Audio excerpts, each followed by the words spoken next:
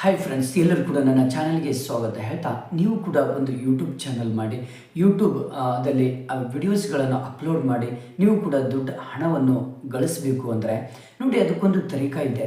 YT ಸ್ಟುಡಿಯೋದಲ್ಲಿ ನೀವು ಒಂದು ರೀತಿಯಲ್ಲಿ ಸಿಸ್ಟಮೆಟಿಕ್ ಆಗಿ ನೀವು ಯಾವ ರೀತಿ ವಿಡಿಯೋಸನ್ನು ಅಪ್ಲೋಡ್ ಮಾಡಿದರೆ, ಯಾವ ರೀತಿ ತಂಬ್ಲೇನ್ ಹಾಕಿದರೆ, ಯಾವ ರೀತಿ ಡಿಸ್ಕ್ರಿಪ್ಷನ್ ಹಾಕಿದರೆ, ಯಾವ ಸೆಟ್ಟಿಂಗ್ಸ್ಗಳನ್ನು ಮಾಡಿದರೆ ನಿಮ್ಮ ವಿಡಿಯೋಸ್ ವೈರಲ್ ಆಗ್ತವೆ ಅನ್ನೋದಕ್ಕೆ ಮುಖ್ಯ ಕಾರಣ ಒಂದಿದೆ.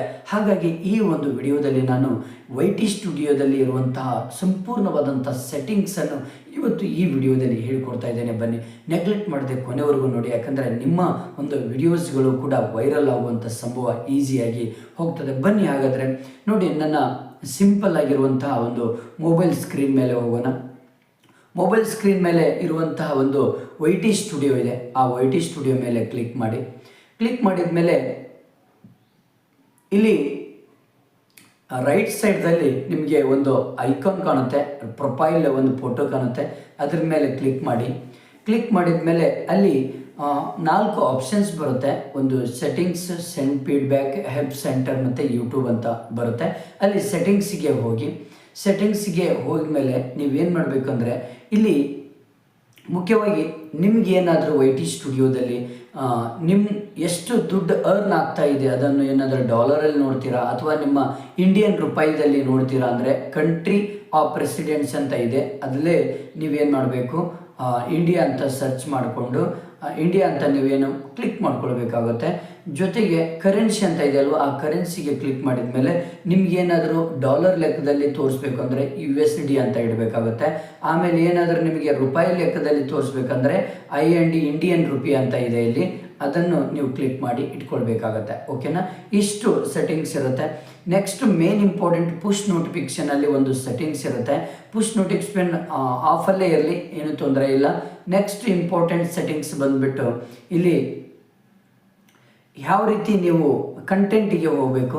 ಕಂಟೆಂಟಿಗೆ ಹೋದ್ಮೇಲೆ ಇಲ್ಲಿ ವ್ಯೂ ಆಲ್ ಅಂತ ಹೋದ್ಮೇಲೆ ಒಂದು ಯಾವುದಾದ್ರೂ ಒಂದು ವಿಡಿಯೋ ಸೆಲೆಕ್ಟ್ ಮಾಡ್ಕೊಳ್ಳಿ. ಸೆಲೆಕ್ಟ್ ಮಾಡಿದ ಮೇಲೆ ಇಲ್ಲಿ 3 ಐಕಾನ್ ಕಾಣುತ್ತೆ. ನಿಮಗೆ 3 ರೀತಿಯಲ್ಲಿ ಐಕಾನ್ ಕಾಣುತ್ತೆ. ಅಲ್ಲಿ ನಿಮಗೆ ಹೇಳ್ತೇನೆ, 3 ಐಕಾನ್ ಇದೆ, ಹೌದಲ್ವಾ?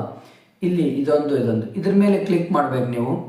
ಇದ್ರ ಮೇಲೆ ಕ್ಲಿಕ್ ಮಾಡಿದ ಮೇಲೆ ನೀವು ಒಂದು ವಿಡಿಯೋ ಯಾವ ರೀತಿ ಅಪ್ಲೋಡ್ ಮಾಡ್ತೀರಾ ಅನ್ನೋದು ಇಲ್ಲಿ ಎಲ್ಲವೂ ರೀತಿ. ಒಂದು ವಿಡಿಯೋ ಅಪ್ಲೋಡ್ ಮಾಡುವಂತಹ ಸಮಯದಲ್ಲಿ ಆ ವಿಡಿಯೋಕ್ಕೆ ನೀವು ಟೈಟಲ್, ಡಿಸ್ಕ್ರಿಪ್ಷನ್ ಎಲ್ಲವೂ ಕೂಡ ಹಾಕ್ಬೋದು. ಬನ್ನಿ ಇಲ್ಲಿ ನೋಡಿ, ಇಲ್ಲಿ ಎಲ್ಲವೂ ಕೂಡ ಡಿಸ್ಕ್ರಿಪ್ಷನ್ ಅಂದರೆ ನೀವು ಇಲ್ಲಿ ಟೈಟಲ್ ಹಾಕ್ಬೋದು. ಆ ವಿಡಿಯೋ ಯಾವ ರೀತಿ ಇದೆ, ಯಾವುದಕ್ಕೆ ಸಂಬಂಧಪಟ್ಟಿದೆ, ಯಾವ ಕಂಟೆಂಟಿಗೆ ಸಂಬಂಧಪಟ್ಟಿದೆ ಅನ್ನೋದನ್ನು ನೀವು ಇಲ್ಲಿ ಟೈಟಲ್ ಹಾಕಬೇಕಾಗುತ್ತೆ. ಟೈಟಲ್ ಕರೆಕ್ಟಾಗಿ ಹಾಕಬೇಕು.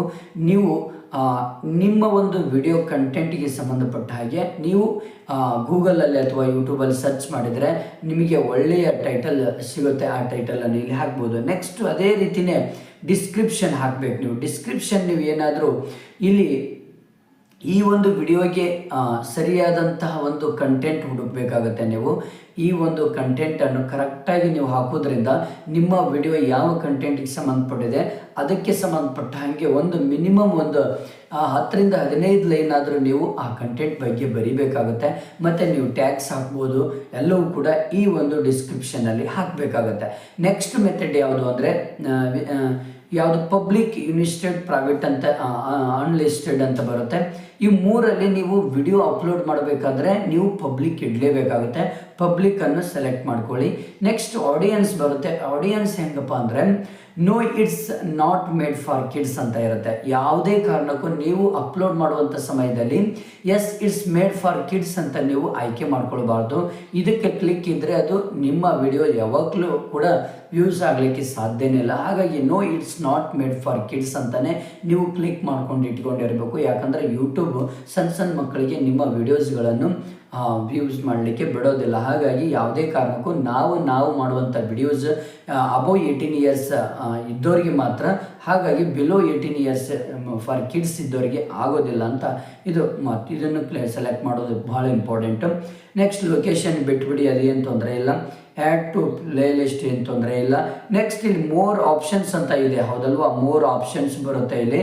ಅದಕ್ಕೆ ಮೇಲೆ ನೀವು ಕ್ಲಿಕ್ ಮಾಡಿದ ಮೇಲೆ ನೀವು ಟ್ಯಾಗ್ಸ್ ಹಾಕಬೇಕಾಗುತ್ತೆ. ಇಲ್ಲಿ ನಿಮ್ಮ ವಿಡಿಯೋಸ್ಗೆ ಸಂಬಂಧಪಟ್ಟ ಹಾಗೆ ಯಾವುದು ಕಂಟೆಂಟ್ ಇರುತ್ತಲ್ವ ಆ ಕಂಟೆಂಟಿಗೆ ಸಂಬಂಧಪಟ್ಟ ಹಾಗೆ ನೀವು ಏನು ಮಾಡಬೇಕಲ್ಲಿ ಟ್ಯಾಗ್ಸ್. ಇವಾಗ YT ಸ್ಟುಡಿಯೋ ಬಗ್ಗೆ ನಾನು ಮಾಡ್ತಾ ಇದ್ದೇನೆ. Yash the new tricks for YT Studio and YouTube settings, how to settings in the YT Studio. ಈ ರೀತಿಯಲ್ಲಿ ನೀವು ಟ್ಯಾಗ್ಸ್ಗಳನ್ನು ಹಾಕಬೇಕಾಗುತ್ತೆ ಯಾವುದರಲ್ಲಿ, ಇದು ನಿಮ್ಮ ಒಂದು ವಿಡಿಯೋ ಕಂಟೆಂಟಿಗೆ ಸಂಬಂಧಪಟ್ಟ ಹಾಗೆ. ನೆಕ್ಸ್ಟ್ ಇದರಲ್ಲಿ ಬಂದ್ಬಿಟ್ಟು ಶಾರ್ಟ್ಸ್ ರಿಮಿಕ್ಸಿಂಗ್ ಏನು ತೊಂದರೆ ಇಲ್ಲ. ಸ್ಪೋರ್ಟ್ಸ್ ಕ್ಯಾಟಗರಿ ಕಮೆಂಟ್ಸ್ ಆನಲ್ಲೇ ಇರಲಿ. ಕಮೆಂಟ್ಸ್ ಆನಲ್ಲಿ ಯಾಕಿರಲಿ ಅಪ್ಪ ಅಂದರೆ ನಿಮ್ಮ ವಿಡಿಯೋಸನ್ನು ನೋಡಿ ಆಡಿಯನ್ಸ್ ಏನು ಮಾಡ್ತಾರೆ, ಕಮೆಂಟ್ಸ್ ಮುಖಾಂತರ ಈ ಒಂದು ವಿಡಿಯೋವನ್ನು ಮಾಡಿ, ಈ ರೀತಿಯಲ್ಲಿ ಮಾಡಿದರೆ ನಮಗೆ ತುಂಬ ಯೂಸ್ ಆಗುತ್ತೆ ಅಂತ ಒಂದು ಮಾಹಿತಿಯನ್ನು ಕೊಡ್ತಾರೆ. ಇದು ಕೂಡ ಇಷ್ಟು ಮೇನ್ ಇಂಪಾರ್ಟೆಂಟ್ ಸೆಟ್ಟಿಂಗ್ಸ್ಗಳು ಇರ್ತವೆ. ಇಷ್ಟು ಸೆಟ್ಟಿಂಗ್ಸ್ ಮಾಡಿ ಸೇವ್ ಬಟನ್ ಮೇಲೆ ಕ್ಲಿಕ್ ಮಾಡಿಬಿಟ್ರೆ ನಿಮ್ಮ ವಿಡಿಯೋ ಏನಾಗುತ್ತೆ, ವೈರಲ್ ಆಗುತ್ತೆ. ನೀವು ಆರಾಮಾಗಿ ಈ ರೀತಿ ಸಿಸ್ಟಮೆಟಿಕ್ ನೀವು ಮಾಡಲೇಬೇಕಾಗುತ್ತೆ. ಇದು ಒಂದು ಸಿಸ್ಟಮೆಟಿಕ್ ಇರುವಂತಹ ಒಂದು YT ಸ್ಟುಡಿಯೋದಲ್ಲಿ ಅಪ್ಲೋಡ್ ಮಾಡುವಂಥ ಒಂದು ವಿಧಾನ ಇದು. ಈ ರೀತಿಯೇ ವಿಧಾನವನ್ನು ಉಪಯೋಗಿಸ್ಕೊಳ್ಳಿ. Okay, thank you friends. ನಿಮ್ಮ ಫ್ರೆಂಡ್ಸಿಗೆ ಶೇರ್ ಮಾಡಿ, ಹಾಗೆ ನನ್ನ ಚಾನಲನ್ನು ಸಬ್ಸ್ಕ್ರೈಬ್